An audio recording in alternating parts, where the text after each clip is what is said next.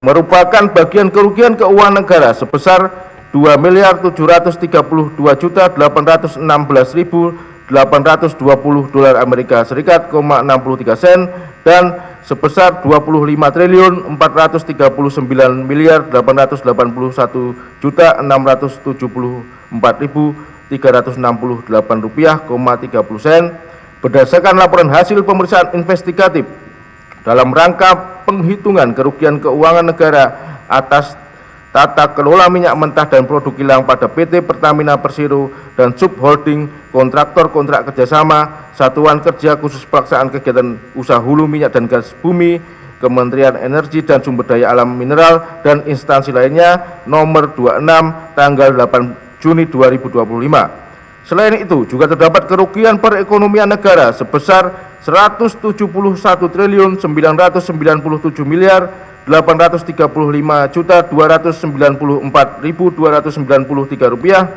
yang merupakan kemahalan harga dari pengadaan BBM yang berdampak pada beban ekonomi yang ditimbulkan dari harga tersebut, dan illegal gain sebesar 2.679.683.340 dolar Amerika Serikat, 41 sen.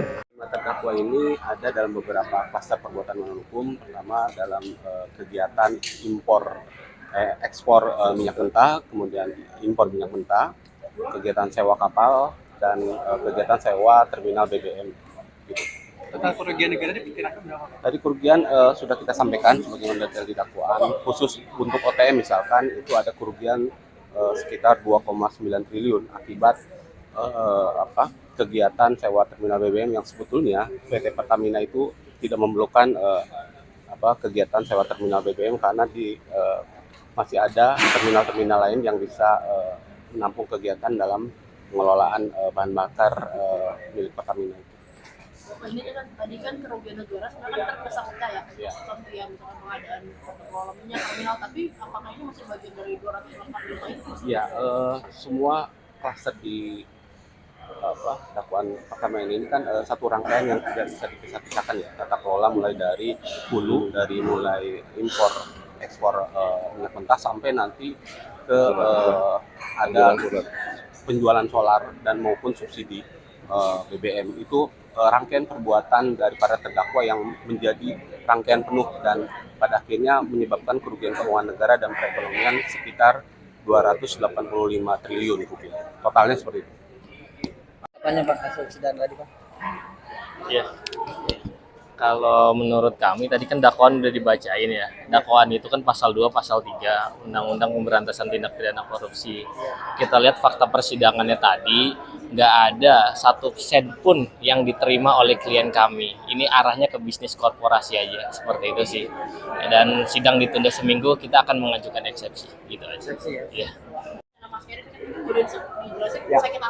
Ya, jadi klien kami pada dasarnya ketika dalam masa penahanan yang lalu sebelum adanya agenda persidangan sempat mengalami gangguan, dalam artian ada sedikit gangguan mengenai pneumonia, lalu juga ada demam, batuk, dan juga alergi. Dikarenakan hal seperti itu, maka kami memohon agar kiranya majelis dapat mengabulkan permohonan kami untuk pemindahan rutan kepada klien kami seperti itu.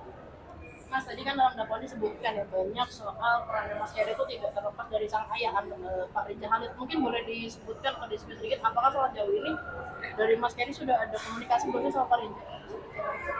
Mengenai komunikasi tentu kita belum tahu pastinya seperti apa. Namun demikian ketika bicara keterkaitan tentu ini sangat tidaklah benar.